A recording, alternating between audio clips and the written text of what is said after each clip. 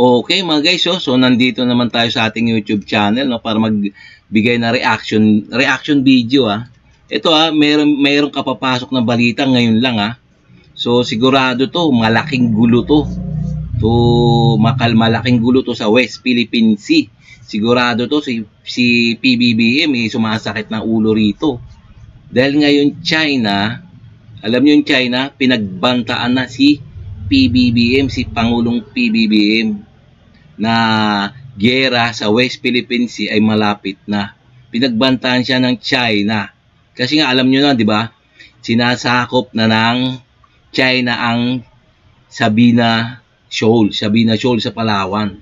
So siyempre pipigilan niya ni PBBM, pero hindi magpapapigil ang mga Chekwang yan.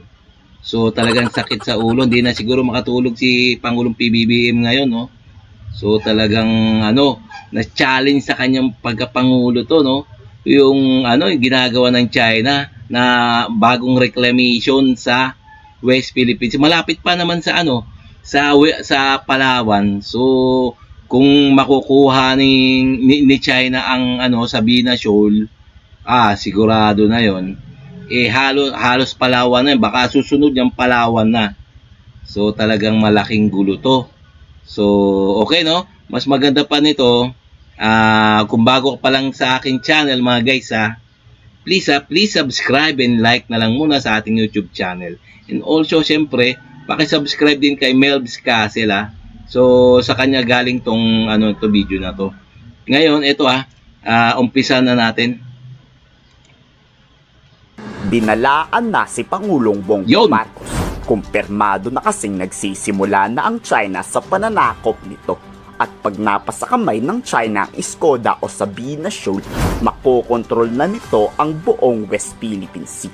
Yun, tingnan nyo, itong balita ngayon sinasakop na, gusto ng tayuan na ng isla itong Sabina Shoal ng China. So tignan natin kung makukuha nga ng China to. So malaking gulo to. Kailangan magdesisyon ang ating Pangulo nito. So pwede rin kayo mag-komentaryo dyan, suggestion kung ano mga comments nyo. Okay. Ang nakakabahala pa dyan, makakansila ang paghukay ng Pilipinas ng oil at gas sa Reed Bank. Sa susunod na taon, 2025 pa naman ito sisimulan. Ang mas malala pang mangyayari dyan, matotal shutdown na talaga ang oil at natural gas exploration ng ating bansa. An island building by China again to put up an outpost near Reed Bank. And if they succeed in putting up an outpost near Reed Bank, then that will be giving us more difficulty in getting the gas in Reed Bank. Payo kay Pangulong Bongbong Marcos, kung dumating man ang araw na gumamit ng puwersang militar ang China, dapat di tayo magpapadala o matakot nito ang gobyerno. Delikado. Mamaraw ang aksyong ginagawa ni Pangulong Marcos, ang huwag pabayaan ng ating teritoryo kahit lugi pa tayo pag nagkagulo. Ba't nga ba tayo matatakot sa China? Oo nga, no, talagang nakakatakot na to, talagang napaka-agresibo na tong China, no? Na talagang halos gusto na lang sakupin na.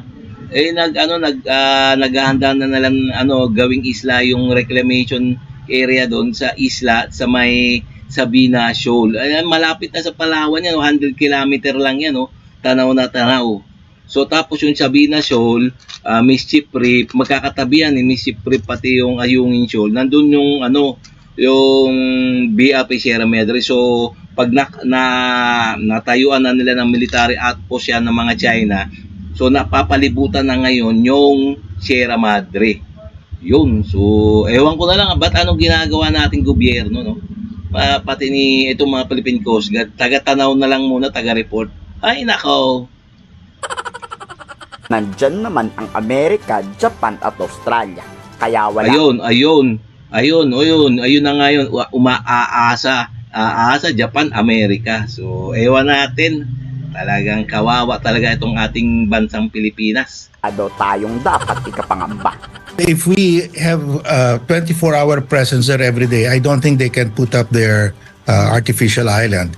We can station continuously our Coast Guard in that area, and I don't think they can create anything because we will be there. And the U.S. already said that if they use a water cannon and it results in the death of a Coast Guard or a Navy personnel of the Philippines, that would be a ground to invoke the treaty. So I think China will be careful this time. Kung sa tingin ng China O, tingnan mo, ayan ha. O yun ha. So, kailangan ang desisyon ni PBBM dyan, kailangan, sa palagay ko sa aking suggestion ha, kailangan 24/7 ang pagbabantay ng Philippine Coast Guard dyan sa Sabina Shoal. So, sigurado yan, pag umalis ang ating bantay dyan sa Philippine Coast Guard dyan, sigurado papasok yung mga Chinese para magtayo na ng isla, tapos haharangan na.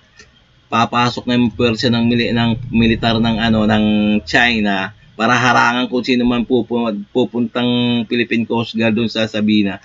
Haharangan na pag umalis yung Philippine Coast Guard doon. Sa ngayon nandun nakabantay. So sana nga huwag umalis doon. Nakawan nila ulit tayo ng isang isla, nagkakamali sila. Sa external defense ang focus ni PBBM. Ibig sabihin, handa ang Pilipinas sa anumang hamong pananakop sa West Philippine Sea. Kung wala tayong kakayahang makipaggera noon, kaya na nating makipagbakbakan ngayon. Ang nangyari kasi sa Mischief Reef, ang sinasabi nila, magtatayo sila ng fishing. Yes. Because maayos yung relasyon natin, but they took advantage of it because of our goodness. Because at that time din noon, hindi pa ganun kalakas yung territorial defense natin. Yun, yun na yun.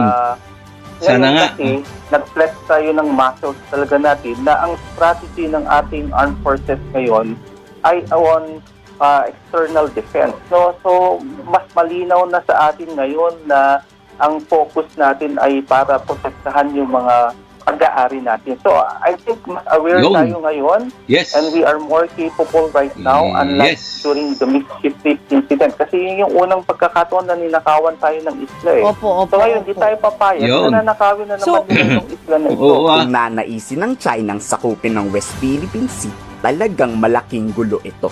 Kaya kayo, handa ba kayong may paglaban kung kinakailangan? I-komento sa baba ang salobi. Dinala.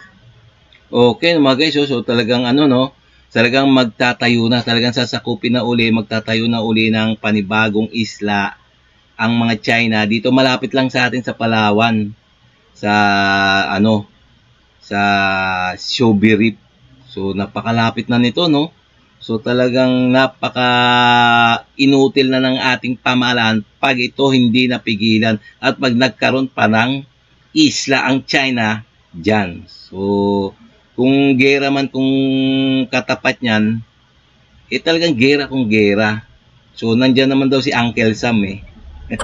Diba? Pero walang biro Talagang nakakabwisit na talaga. Sasakupin nila, isa pa magtatayo na sila uli ng panibagong isla diyan malapit sa Palawan, malapit sa Ayungin Shoal. So nakaka-down talaga ang mga Pilipino, nakaka-down ng damdamin. So dapat talaga makagawa si PBBM ng matalinong aksyon kung anong gagawin niya. Pag yan nagkaroon pa ng isla, wala na. Mahinang pangulo na talaga to si PBBM. Sakop ng ating ng EEC yan, ating teritoryo yan, no? Sakop ng EEC yan, no? Yung tatayo yung na ngayon ng China, gusto nilang lagyan ng artificial island sa Shobi Reef. So Shobi Reef tuloy. Matawag doon? Yung isla na yun malapit sa Palawan, ayun na nga yun. So talaga nakakabwisit na talaga. So sana magkaroon ng matalinong pag-iisip ang ating Pangulo tungkol sa ganyan. Okay? So okay, kung nagustuhan nyo yung mga ganitong mga reaction video, pwede rin kayo mag-reaction dyan siyempre, no? Mag-reaction, mag-comments dyan sa baba. Okay? Kung bago ka pala sa aking channel, please bago tayo matapos like and subscribe na lang muna bago tayo magtapos. Okay?